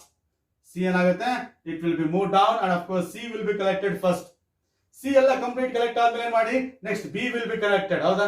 Then A will be collected as the solvent is running through this column. ಹೌದಾನೆ? So because of this, as there is a difference in adsorption capacities of components of a mixture, one can bring about separation of components of a mixture by the principle, that is what we call it as by the principle of column chromatography. In the column chromatography, we are going to make use of a column of stationary phase. Stationary phase is generally either silica gel or alumina powder. Silica gel ಅಂತ pure ಮರಳು ಅಂತ ಅನ್ಕೊಂಡ್ಬಿಡಿಯಪ್ಪ, ಮರಳು ತರ ಇರುತ್ತೆ. ಅದನ್ನ ಒಂದು glass tube ಅಲ್ಲಿ pack ಮಾಡಿಬಿಟ್ಟು ಅದ್ರ ಮೇಲೆ ಆ ಸ್ಟೇಷನರಿ ಫೇಸ್ ಮೇಲೆ ಮಿಕ್ಸ್ಚರ್ ಆಫ್ ABC ಯಾವ ಕಾಂಪೊನೆಂಟ್ಸ್ ನ ಸಪರೇಟ್ ಮಾಡಬೇಕು ಆ ಮಿಕ್ಸ್ಚರ್ ಅನ್ನ ಒಂದು ಸಾಲ್ವೆಂಟ್ ಅಲ್ಲಿ ಡಿಸಾಲ್ವ್ ಮಾಡಿಬಿಟ್ಟು ಈ ಸ್ಟೇಷನರಿ ಫೇಸ್ ಮೇಲೆ ಹಾಕ್ಬಿಡಿ. ಆಗ ಆ ಸೊಲ್ಯೂಷನ್ ಕಂಪ್ಲೀಟ್ ಆಗಿ ಏನಾಗುತ್ತೆ, ಆ ಸ್ಟೇಷನರಿ ಫೇಸ್ ಮೇಲೆ ಅಬ್ಸಾರ್ಬ್ ಆಗುತ್ತೆ. ಆಗ ಆ ರೀಜನ್ ಅನ್ನ ಕ್ರೊಮಟೋಗ್ರಾಮ್ ಅಂತ ಕರಿತೀವಿ. ನಂತರ ಸಾಲ್ವೆಂಟ್ ಅನ್ನ ರನ್ ಮಾಡಿ ಸಾಲ್ವೆಂಟ್ ಮೂವ್ ಆಗುತ್ತೆ, ಅದ್ರ ಜೊತೆಗೆ ABC ಕೂಡ ಮೂವ್ ಆಗುತ್ತೆ, ಬಟ್ ಅಟ್ ಡಿಫರೆಂಟ್ ರೇಟ್ಸ್. ಯಾಕೆ? There is a difference in absorption capacities. One with a low absorption capacity, C, that will be collected first. One with a high absorption capacity will be collected last. In between, B there. So this is how you can bring about separation. Chromatography, chroma means color anta artha. Because this technique was, first of all, for the first time, this technique was used in order to separate colored components present in leaf extract, plant extract alli. Colour components ಅನ್ನು separate ಮಾಡಲಿಕ್ಕೆ ಈ ಒಂದು technique ಅನ್ನ ಬಳಸಿರ್ತಾರೆ. ಅದಕ್ಕೋಸ್ಕರ ಇದನ್ನ ಏನಂತ ಕರೀತಾರೆ? Chromatography. ಓಕೆನಾ? Separation technique based on the colours. So that is what we call it as chromatography. Yes, that is column chromatography, right? ಈಗ we have one more absorption chromatography, what we call it as thin layer chromatography ಅಂತ ಇದೆ. ಓಕೆನಾ? That is also called as TLC ಅಂತ ಕರಿತೀವಿ. ಎಸ್, the thin layer chromatography. Yes, thin layer chromatography. Yes, principle of column chromatography and thin layer chromatography is same. If there is a difference in absorption capacities of components of a mixture, then thin layer chromatography and column chromatography will be used. In column chromatography, we make use of column of stationary phase, that's a solid phase, but here we are going to make use of layer of stationary phase. And of course, how to get the layer of stationary phase ಅಂತಂದ್ರೆ ಒಂದು glass plate ತಗೊಳ್ಳಿ, ಒಂದು ಸಣ್ಣ glass plate. So ನೀವು imagine ಮಾಡೋದಾದ್ರೆ the length of the plate is 2 inches, that is width of the plate is, yes, it is 1 inch. ಓಕೆನಾ? ಈ ತರ ಒಂದು ಗ್ಲಾಸ್ ಪ್ಲೇಟ್ ಇರ್ತದೆ, right? What you need to do is, you just what we do first of all, we prepare a paste of silica gel. ಆ silica gel ಅನ್ನ, yes it is, ಒಂದು silica gel ಅನ್ನ solvent ಅಲ್ಲಿ mix ಮಾಡ್ಬಿಟ್ಟು, general ಆಗಿ solvent ನಾವೇನ್ ಮಾಡ್ತೀವಿ ಗೊತ್ತಾ? ಪೆಟ್ರೋಲಿಯಂ ಈಥರ್ ನ ಬಳಸ್ತೀವಿ. Generally we make use of petroleum ether as a solvent. ಓಕೆನಾ? ಆ ಸಿಲಿಕಾ ಜೆಲ್ ಅನ್ನ ಪೆಟ್ರೋಲಿಯಂ ಈಥರ್ ಚೆನ್ನಾಗಿ ಮಿಕ್ಸ್ ಮಾಡ್ಬಿಟ್ಟು paste of silica gel prepare ಮಾಡ್ತೀವಿ. ಏನ್ ಮಾಡ್ತೀವಿ? ಸಿಲಿಕಾ ಜೆಲ್ ಪೇಸ್ಟ್ ಅನ್ನ ಪ್ರಿಪೇರ್ ಮಾಡ್ತೀವಿ by dissolving silica gel in petroleum ether. Now what you do is, you just take that glass plate and dip that glass plate in the silica gel paste. ಆ glass plate ಅನ್ನ silica gel paste ಅಲ್ಲಿ dip ಮಾಡಿ ಹೊರಗೆ ತೆಗೆದ್ಬಿಡಿ. ಆಗೇನಾಗುತ್ತೆ? Once all the solvent is dried up, ಈ ತರ ಇದೆಲ್ಲ ತುಂಬಾ ಬೇಗ ಡ್ರೈ ಆಗುತ್ತೆ. ಆ ಸಾಲ್ವೆಂಟ್ ಎಲ್ಲ ಡ್ರೈ ಆದ್ಮೇಲೆ you are going to get layer of silica gel on the surface of plate. That is what we call thin layer ಅಂತ ಕರಿತೀವಿ. ಸುಮ್ಮನೆ ನಿಮಗೊಂದು ಅಂದಾಜು ಬರಬೇಕಾದ್ರೆ, ಒಂದು ಗ್ಲಾಸ್ ಪ್ಲೇಟ್ ತಗೊಂಡ್ಬಿಟ್ಟು ಮಣ್ಣಿಗೆ ನೀರು ಹಾಕ್ಬಿಟ್ಟು ಮಣ್ಣು ಪೇಸ್ಟ್ ಮಾಡಿ ಆ ಗ್ಲಾಸ್ ಪ್ಲೇಟ್ ಅನ್ನ ಆ ಪೇಸ್ಟ್ ಅಲ್ಲಿ ಡಿಪ್ ಮಾಡಿ ಹೊರಗೆ ತೆಗೀರಿ. ಆಗ ಮಣ್ಣೆಲ್ಲ ಬಂದು ಆ ಗ್ಲಾಸ್ ಪ್ಲೇಟ್ ಮೇಲೆ ಅಟ್ಯಾಚ್ ಆಗುತ್ತಾನೆ. ಸೊ ಅದೇ ತರ ಇಲ್ಲಿ ಆ ಗ್ಲಾಸ್ ಪ್ಲೇಟ್ ಅನ್ನ, let me dip that glass plate in, yes it is a paste of silica gel prepared by using petroleum ether. Once that plate is taken out, ಏನಾಗುತ್ತೆ? All the solvent will be dried up and there is a layer of, yes it is a layer of silica gel over the surface of glass plate. That is what we call it as thin layer. Okay na? Now in the thin layer chromatography, what you need to do is, you just take that, yes it is the glass plate containing thin layer of, yes it is glass plate containing thin layer of silica gel on its surface. Okay na? ಈಗ ಇದೇ glass plate ಮೇಲೆ ಏನಿದೆ? there is a thin layer of silica gel. Okay na? ಅದನ್ನ ತಗೊಳ್ಳಿ. Yes, now what you need to do is, I took mixture of ABC alva. I took mixture of ABC in the column chromatography. You take same mixture, you prepare the solution of this mixture. ಈ mixture ನ solution prepare ಮಾಡಿ by using suitable solvent. Okay na? Then you take that drop of that mixture and you spot it on the, yes it is thin layer, yes it is that glass plate containing thin layer. ಈ paste ನ ಒಂದು drop ಅನ್ನ ಈ thin layer glass plate ಇದೆಯಲ್ಲ, the glass plate containing thin layer, ಅದ್ರ ಮೇಲೆ ಏನ್ ಮಾಡಿ spot ಮಾಡಿ. Yes, that mixture of ABC will be spotted over the thin layer of the glass plate. Okay na? And that glass plate is placed in, yes, that glass plate is placed in beaker containing suitable solvent. ಆ glass plate ಅನ್ನ ಒಂದು beaker ಅಲ್ಲಿ dip ಮಾಡಿ, ಆ beaker ಅಲ್ಲಿ ಒಂದು suitable solvent ಇದೆ ಅಂತ ಇಟ್ಕೊಳ್ಳಿ. ಎಸ್, ಒಂದು ಸೂಟಬಲ್ ಸಾಲ್ವೆಂಟ್ ಇದೆ, ಆ ಗ್ಲಾಸ್ ಪ್ಲೇಟ್ ಅನ್ನ ಈ ಸಾಲ್ವೆಂಟ್ ಅಲ್ಲಿ ಡಿಪ್ ಮಾಡಿ ಈ ತರ. ಓಕೆನಾ? That glass plate is dip from the, yes it is the solvent. Just observe the level of the solvent, ಅದು ಗಮನಿಸಬೇಕು. ಆ ಸ್ಪಾಟ್ ಇದೆಯಲ್ಲ, ಆ ಸಾಲ್ವೆಂಟ್ ಲೆವೆಲ್ ಇದೆಯಲ್ಲ ಅದ್ರ ಮೇಲೆ ಇರಬೇಕು. Yes, and this is what we call it as base line ಅಂತ ಕರಿತೀವಿ. Level of solvent over the glass plate ಇದೆಯಲ್ಲ ಅದನ್ನ ಕರಿತೀವಿ ಬೇಸ್ ಲೈನ್ ಅಂತ ಕರಿತೀವಿ. ಓಕೆನಾ? ಈಗ ನೋಡಿ, once that glass plate is glass plate with thin layer and of course having that is once that spotted glass plate with a thin layer is placed in a solvent. ಈ glass plate ಅನ್ನ solvent ಅಲ್ಲಿ place ಮಾಡಿದ ತಕ್ಷಣ ಏನಾಗುತ್ತೆ, the solvent rises along the glass plate. ಹೌದಾ? ಆ solvent ಏನಾಗುತ್ತೆ, ಈ ಗ್ಲಾಸ್ ಪ್ಲೇಟ್ ಮೂಲಕ ರೈಸ್ ಆಗುತ್ತೆ. Level of acidities that solvent will be rising towards the top of the glass plate. Just imagine, ಒಂದು ಪೇಪರ್ ಅನ್ನ ನೀವು ನೀರಲ್ಲಿ ಇಟ್ಬಿಟ್ರೆ ಏನಾಗುತ್ತೆ, ಸುಮ್ಮನೆ ಒಂದು ಪೇಪರ್ ಅನ್ನ ನೀರಲ್ಲಿ ಡಿಪ್ ಮಾಡಿ, ವಾಟರ್ ಲೆವೆಲ್ ಏನಾಗುತ್ತೆ, water rises along with the plate, along with paper. ಹೌದಾ? ಆ ಪೇಪರ್ ಮೂಲಕ ವಾಟರ್ ಲೆವೆಲ್ ರೈಸ್ ಆಗುತ್ತೆ. ಹೌದು ತಾನೆ? That is what we call capillary action ಅಂತ ಕರಿತೀವಿ. ಇಲ್ಲೂ ಕೂಡ ಆ ಪ್ಲೇಟ್ ಅನ್ನ ಈ ಸಾಲ್ವೆಂಟ್ ಅಲ್ಲಿ ಡಿಪ್ ಮಾಡಿದ ತಕ್ಷಣ that is solvent rises up along the glass plate. ಈ ಗ್ಲಾಸ್ ಪ್ಲೇಟ್ ಮೂಲಕ ಸಾಲ್ವೆಂಟ್ ಏನಾಗುತ್ತೆ, ರೈಸ್ ಆಗುತ್ತೆ. And during its movement to the top of the glass plate ಏನಾಗುತ್ತೆ, it carries the, as it is components, it carries the components of the spot. ಈ spot ಅಲ್ಲಿ ಏನಿದೆ, 3 components ಇದೆ, ABC ಇದೆ. ಈ ಸಾಲ್ವೆಂಟ್ ಲೆವೆಲ್ ರೈಸ್ ಆದಂಗೆ ಏನಾಗುತ್ತೆ, ಈ ಕಾಂಪೋನೆಂಟ್ಸ್ ಕೂಡ ಸಾಲ್ವೆಂಟ್ ಜೊತೆಗೆ ಮೂವ್ ಆಗುತ್ತೆ. ಹೌದಾ? The components present in the spot also moving. ಹೌದಾ? And of course because of the difference in absorption capacity, some components will be present here, some components will be present here, some components will be present here. ಹೌದಾ? Absorption capacity variation ಇರೋದ್ರಿಂದ ಏನಾಗುತ್ತೆ, ಒಂದು component A ಇಲ್ಲಿದೆ ಅಂತ ಇಟ್ಕೊಳ್ಳಿ, ಇಲ್ಲಿ B ಇದೆ ಅಂತ ಇಟ್ಕೊಳ್ಳಿ, ಇಲ್ಲಿ ಸಿ ಇದೆ ಅಂತ ಇಟ್ಕೊಳ್ಳಿ. ಓಕೆನಾ? ಹೌದಾ? ಈಗ ಏನಾಯ್ತು, that is different components will be separated due to difference in absorption capacities. ಹೌದಾ? What you need to do is you measure the distance. ಈಗ ನೋಡಿ, ಸಾಲ್ವೆಂಟ್ ಇಲ್ಲಿವರೆಗೂ ಮೂವ್ ಆಗಿದೆ ಅಂತ ಇಟ್ಕೊಳ್ಳಿ, ಸಾಲ್ವೆಂಟ್ ಇಲ್ಲಿವರೆಗೂ ಮೂವ್ ಆಗಿದೆ. ಈಗ ಎ ಸ್ಪಾಟ್, ಎ ಕಾಂಪೊನೆಂಟ್ ಇಲ್ಲಿದೆ, ಬಿ ಕಾಂಪೊನೆಂಟ್ ಇಲ್ಲಿದೆ, ಸಿ ಕಾಂಪೊನೆಂಟ್ ಇಲ್ಲಿದೆ. ಸಾಲ್ವೆಂಟ್ ಲೆವೆಲ್ ಮಾತ್ರ ಇಲ್ಲಿಗಿದೆ. ಓಕೆನಾ? ಸಾಲ್ವೆಂಟ್ ರೈಸ್ ಆಗುತ್ತಲ್ಲ ಪ್ಲೇಟ್ ಮೂಲಕ. ಈಗ ಸಾಲ್ವೆಂಟ್ ಇಲ್ಲಿಗೆ ಬಂದಿದೆ ಅಂತ ಇಟ್ಕೊಳ್ಳಿ. ಆವಾಗ ಕಾಂಪೊನೆಂಟ್ ಎ ಇಲ್ಲಿಗೆ ಬಂದಿದೆ, ಕಾಂಪೊನೆಂಟ್ ಬಿ ಇಲ್ಲಿಗೆ ಬಂದಿದೆ, ಕಾಂಪೊನೆಂಟ್ ಸಿ ಇಲ್ಲಿಗೆ ಬಂದಿದೆ ಅಂತ ಇಟ್ಕೊಳ್ಳಿ. Now you measure the distance between, that is base line and, yes it is the solvent level. The distance moved by the solvent from the baseline, you measure this distance, and also you measure the distance moved by the component A from the baseline. ಏನು ಮಾಡಬೇಕು ನೀವೀಗ, you measure the distance moved by component A from the baseline, and you measure the distance moved by the solvent from the baseline, and those distances are going to used, ಆ distance ಅನ್ನು ಬಳಸ್ಕೊಂಡ್ಬಿಟ್ಟು I can make use of those distances in order to understand, yes, it is extent of separation of components of a mixture. In order to understand to what extent the components of a mixture are separated, I make use of the distance moved by the solvent and the distance moved by the component A, or component B, or component C. And if I take that ratio, that is what we call it as retardation factor.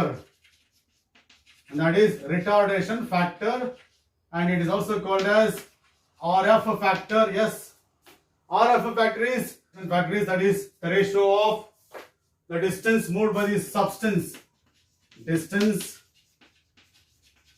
moved by the substance from baseline divided by, that is distance moved by solvent from baseline. That ratio is called as, yes, it is retardation factor. That is, retardation factor is the ratio of distance moved by the substance, this component A, from the baseline. Ready? This is the distance moved by the component A from the baseline.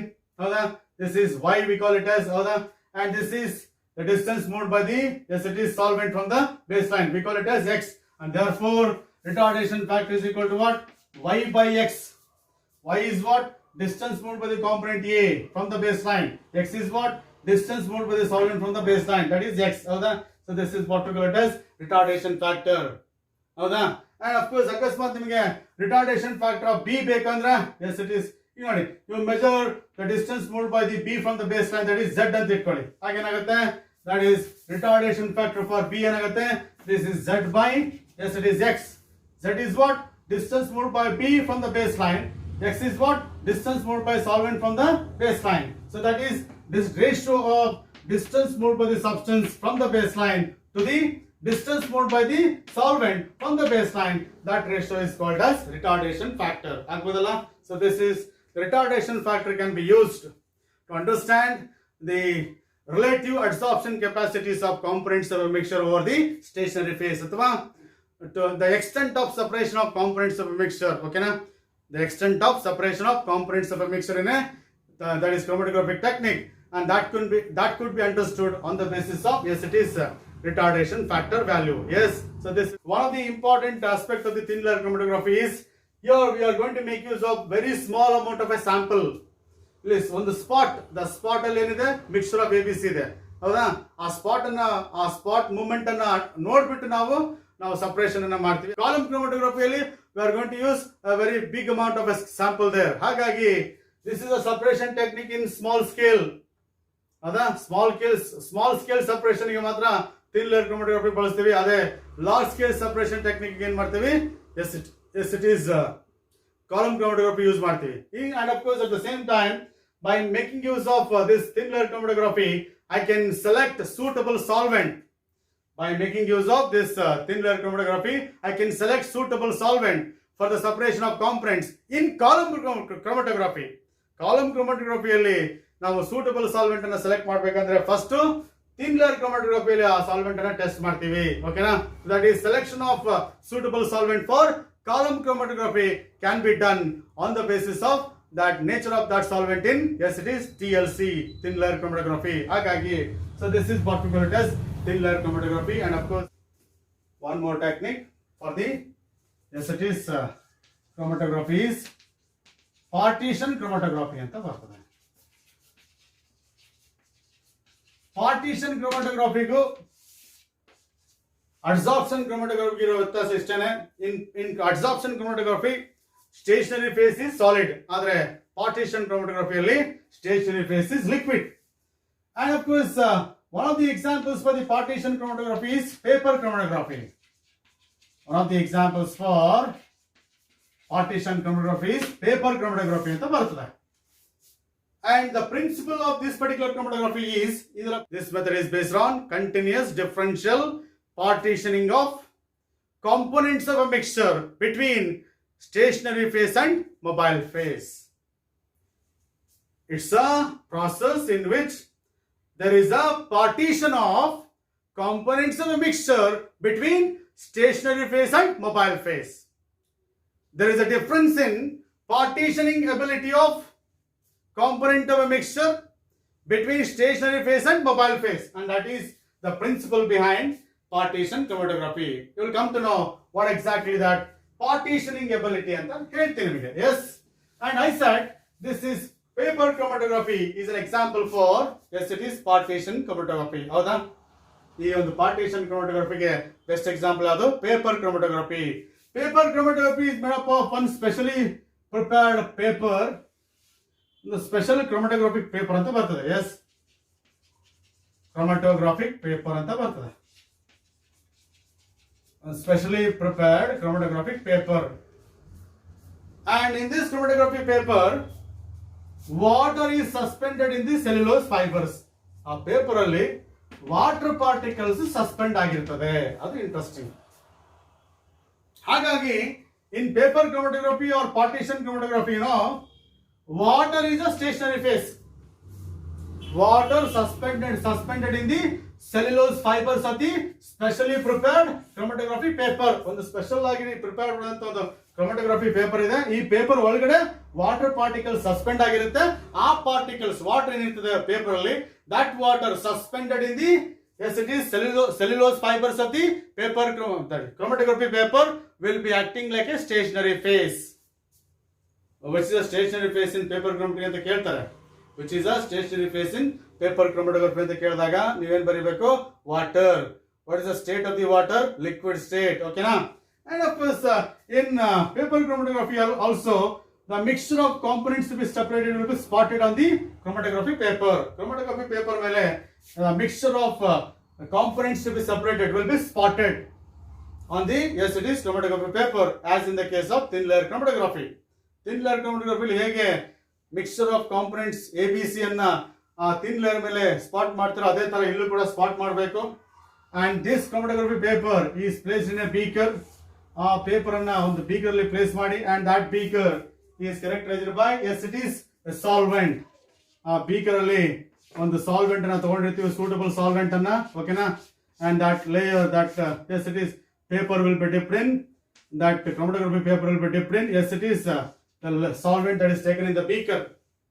Complete dip ಮಾಡಬಾರ್ದು, just ಈ ತರ ಇಲ್ಲಿಗೆ the spot will be above the yes it is baseline. ಈ baseline ಮೇಲ್ಗಡೆ spot ಇರಬೇಕು, ಓಕೆನಾ. once that paper is dipped in the yes it is solvent, ಏನಾಗುತ್ತೆ? the level of the solvent rises along the paper. ಹೌದಾ? ಈ water solvent ಏನ್ ಮಾಡುತ್ತೆ, it rises to the top of the yes it is chromatography paper. ಈ level rise ಆಗುತ್ತೆ. along with that as the level of the solvent rises, that the components of the mixture, the components of the spot will be also moving. ಹೌದಾ? the components of spot that spot ಇರತಕ್ಕಂತ components ಏನಿದೆ ABC, they are also moving. ಹೌದಾ? and of course depending upon the that is difference in the partitioning ability of components of a mixture. Some components will be retained by water in the paper. Some components will be moving along with the solvent. ಕೆಲವು components solvent ಜೊತೆ ಜಾಸ್ತಿ affinity ಇರೋದ್ರಿಂದ they are moving along with the solvent. ಕೆಲವು components water ಜೊತೆ affinity ಇದ್ರೆ they are retained in the water in the paper itself. ಏನಾಗುತ್ತೆ, those components which have got high affinity with water will be at the lower level. ಹೌದಾ? those components will be having high affinity with the solvent will be at the top. ಯಾವ components ಗೆ solvent ಜೊತೆ affinity ಇರುತ್ತೋ ಅವುಗಳು top ಅಲ್ಲಿ ಇರುತ್ತೆ. ಯಾವ components ಗೆ ವಾಟರ್ ಜೊತೆ ಅಫಿನಿಟಿ ಇರುತ್ತೋ ಅದು ಬಾಟಮ್ ಅಲ್ಲಿ ಇರುತ್ತೆ. ಯಾಕೆ? Water is there in the yes it is paper ಒಳಗಡೆ ಇರುತ್ತೆ, ವಾಟರ್ ಇರ್ತದೆ. ವಾಟರ್ ಜೊತೆಗೆ ಯಾವ ಕಾಂಪೊನೆಂಟ್ಸ್ ಗೆ ಅಫಿನಿಟಿ ಜಾಸ್ತಿ ಇರುತ್ತೆ ಅದು ಸ್ಲೋ ಆಗಿ ಮೂವ್ ಆಗುತ್ತೆ, ಅದು ಬಾಟಮ್ ಅಲ್ಲಿ ಇರ್ತದೆ. ಯಾವ ಕಾಂಪೊನೆಂಟ್ಸ್ ಗೆ ಸಾಲ್ವೆಂಟ್ ಜೊತೆ ಅಫಿನಿಟಿ ಸಾಲ್ವೆಂಟ್ ಜೊತೆ ಅಫಿನಿಟಿ ಇರುತ್ತದೋ ಸಾಲ್ವೆಂಟ್ ಜೊತೆಗೆ ಮೂವ್ ಆಗುತ್ತೆ. It moves along with the solvent. Solvent ಎಲ್ಲಿ ಹೇಗೆ ಮೂವ್ ಆಗುತ್ತೆ ಹಂಗೇನೆ ಬಂದು ಸಾಲ್ವೆಂಟ್ ಜೊತೆ ಮೂವ್ ಆಗ್ಬಿಟ್ಟು it will occupy the top position. ಇನ್ನೊಂದು ಬಾಟಮ್ ಅಲ್ಲಿ ಇರುತ್ತೆ. ಯಾವುದು ಬಾಟಮ್ ಅಲ್ಲಿ ಇದ್ರೆ ಅರ್ಥ ಏನು? It has got much affinity with water in the paper. ಆ ಕಾಂಪೊನೆಂಟ್ ಟಾಪ್ ಅಲ್ಲಿ ಇದ್ರೆ it has got much affinity with solvent in the beaker. ಯಾವ ಕಾಂಪೊನೆಂಟ್ಸ್ ಗೆ ಸಾಲ್ವೆಂಟ್ ಬೀಕರ್ ಇರ್ತಕ್ಕಂಥ ಸಾಲ್ವೆಂಟ್ ಅಫಿನಿಟಿ ಇರುತ್ತೋ ಅದು ಸಾಲ್ವೆಂಟ್ ಮೂವ್ ಆಗ್ಬಿಟ್ಟು ಟಾಪ್ ಅಲ್ಲಿ ಕಲೆಕ್ಟ್ ಆಗುತ್ತೆ. If I say this is A and this is B, ಹೌದಾ? ಎಗೆ A has got much affinity with the solvent, but B has got much affinity with water. Because of that difference in the affinities of components of A and B, and I can bring about partition. That is, I can bring about separation of A and B. By the process called partition chromatography, and this is what we call it as partition chromatography. And that's why I say that this partition chromatography is based on continuous differential partitioning ability of components of a mixture between stationary phase and mobile phase. What I said, in partitioning chromatography, generally stationary phase is a liquid, mobile phase is also liquid. ಆದರೆ adsorption chromatography ಅಲ್ಲಿ stationary phase is generally a solid, mobile phase is generally a liquid, and that's the major difference between. ಅದಕ್ಕೆ ನಾವು adsorption chromatography ಅಲ್ಲಿ adsorption ಅಂತ word use ಮಾಡ್ತೀವಿ. ಯಾಕೆ? ಅಲ್ಲಿ stationary phase ಯಾವುದು solid, where the particles will be attached over the surface of a solid. ಅದೇ ನಾವು ಪಾರ್ಟಿಷನ್ ಕ್ರೊಮಟೋಗ್ರಫಿಯಲ್ಲಿ ಅಡ್ಸಾರ್ಪ್ಷನ್ ಅಂತ ಟರ್ಮ್ ಯೂಸ್ ಮಾಡಲ್ಲ, partitioning, because our stationary phase is a liquid and mobile phase is also liquid, and there is a difference in affinities of the components of mixture between stationary phase and mobile phase. Mobile phase ಮತ್ತೆ stationary phase ಮತ್ತೆ components of ಮಿಕ್ಸ್ಚರ್ಗೆ affinities ಬೇರೆ ಬೇರೆ ವ್ಯತ್ಯಾಸ ಇದೆ. ಹಾಗಾಗಿ ಏನಾಗುತ್ತೆ, ಯಾವುದಕ್ಕೆ ಸಾಲ್ವೆಂಟ್ ಜೊತೆ ಅಫಿನಿಟಿ ಇರುತ್ತೋ ಅದು ಸಾಲ್ವೆಂಟ್ ಜೊತೆ ಮೂವ್ ಆಗುತ್ತೆ, ಟಾಪ್ ಅಲ್ಲಿ ಬಂದು ಕೊಡುತ್ತೆ. ಯಾವುದು ಸ್ಟೇಷನರಿ ಫೇಸ್ ಅಲ್ಲಿ ಇರ್ತಕ್ಕಂಥ ವಾಟರ್ ಜೊತೆ ಅಫಿನಿಟಿ ಇರ್ತದೋ ಅದು ಇಲ್ಲಿ ಬಾಟಮ್ ಅಲ್ಲಿ ಉಳ್ಕೊಳ್ತದೆ. Because that's not moving along with the solvent, because that component has got much affinity with water in the stationary phase. ಹಾಗಾಗಿ so this is how this property I can make use of in order to bring about separation of the components, and that is what we call it as partitioning chromatography. Best example for the partitioning chromatography is paper chromatography. Yes, which is a stationary phase in paper chromatography? Water ಅಥವಾ liquid phase suspended in cellulose fibers of specially prepared chromatography paper. Okay na? So this is what we call it as the techniques used for the separation of organic compounds. Okay na? ಸ್ವಲ್ಪ ಸುಮಾರು concepts ಇಲ್ಲಿ hidden ಇರೋದ್ರಿಂದ ಸ್ವಲ್ಪ ಅರ್ಥ ಮಾಡ್ಕೊಳ್ಳೋದು ಕಷ್ಟ ಆಗುತ್ತೆ ನಿಮಗೆ. ಓಕೆನಾ? ಆದರೆ ಒಂದು 2-3 ಸರಿ ವಿಡಿಯೋ ನೋಡಿ ಗೊತ್ತಾಗುತ್ತೆ, ಏನು ತೊಂದರೆ ಇಲ್ಲ. ಓಕೆನಾ? ಎಸ್, ಇಲ್ಲಿ ನಿಮಗೆ ಇನ್ನೊಂದು ಪ್ರಾಬ್ಲಮ್ ಏನಂದ್ರೆ ಇಲ್ಲಿ ಡಿಸ್ಕಷನ್, ಡೀಟೇಲ್ಡ್ ಡಿಸ್ಕಷನ್ ಇಲ್ಲ ನಿಮಗೆ, ಬರೀ ಪ್ರಿನ್ಸಿಪಲ್ ಮತ್ತೆ ಎಕ್ಸಾಂಪಲ್ಸ್ ಮಾತ್ರ ಇದೆ. ಬಟ್ ಪ್ರಿನ್ಸಿಪಲ್ ಎಕ್ಸಾಂಪಲ್ಸ್ ಹೇಳಿದ್ರೆ ನಿಮಗೆ ಅದು ಕ್ಲಾರಿಟಿ ಸಿಗಲ್ಲ ಅಂತ ಹೇಳ್ಬಿಟ್ಟು ನಾನು ಸ್ವಲ್ಪ ಎಕ್ಸ್ಟೆಂಡ್ ಮಾಡಿಬಿಟ್ಟು ನಿಮಗೆ ಹೇಳಲಿಕ್ಕೆ ಪ್ರಯತ್ನ ಮಾಡಿದ್ದೀನಿ. ಅರ್ಥ ಆಗಿದೆ ಅಂತ ಭಾವಿಸ್ತೀನಿ. ಸೊ ಮುಂದಿನ ಡಿಸ್ಕಷನ್ ಅಲ್ಲಿ will go to the remaining topics of the chapter. ಓಕೆನಾ? Will see in the next class, right?